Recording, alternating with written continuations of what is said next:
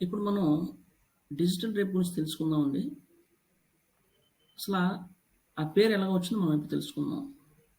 చాలామంది ఏమనుకుంటారంటే డిజిటల్ అంటే ఇప్పుడు సామాజిక మాధ్యమాలైనటువంటి ఫేస్‌బుక్ కావచ్చు, ట్విట్టర్ కావచ్చు, లింక్డ్ఇన్ కావచ్చు, ఇన్‌స్టాగ్రామ్ కావచ్చు, అలాగే సైబర్ క్రైమ్ గురించైనా కావచ్చు, అలాగే ఆన్‌లైన్ కావచ్చు, ఇంకేమన్నా నెక్స్ట్ ఏంటంటే వర్చువల్ కావచ్చు.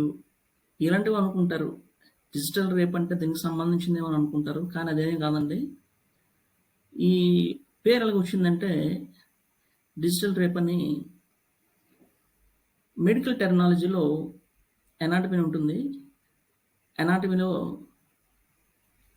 చేతి వేళ్ళను, కాళ్ళ బొటనవేలును ఎనాటమీలో డిజిట్ అంటారు.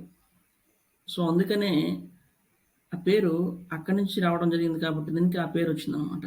Digital rape.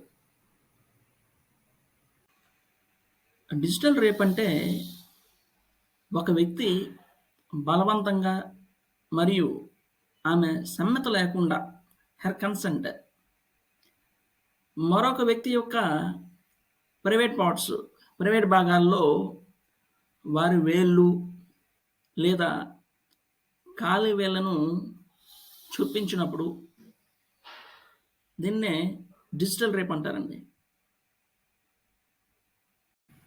మరి ఈ డిజిటల్ రేప్ అనేది అంతర్జాలంలో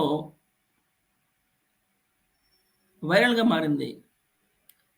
ఏంటి డిజిటల్ రేప్ అని తెలుసుకుందామని చాలా వరకు అందరూ సెర్చ్ బార్‌లో ట్రై చేయడం జరిగింది. మరి ఈ డిజిటల్ రేప్ అనేది నోయిడాకు చెందిన 65 ఏళ్ల వృద్ధుడిని ఆగస్టు 30, 2022న ఈ డిజిటల్ రేప్ కేసులో దోషిగా నిర్ధారించడం జరిగింది.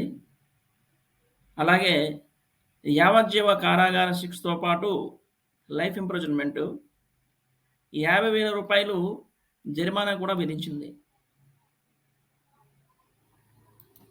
ఇతనికి శిక్ష అనేది ఎందుకు విధించారంటే 3 సంవత్సరాల బాలికపై డిజిటల్ అత్యాచారానికి పాల్పడినందువలన court district and sessions court తీర్పు ఇవ్వడం జరిగిందండి.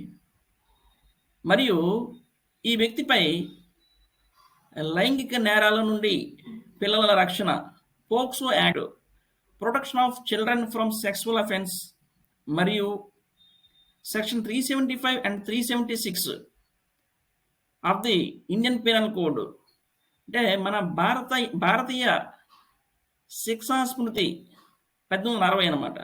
అందులోని సెక్షన్స్ 375 మరియు 376 సెక్షన్ల కింద అభియోగాలు మోపడం జరిగింది.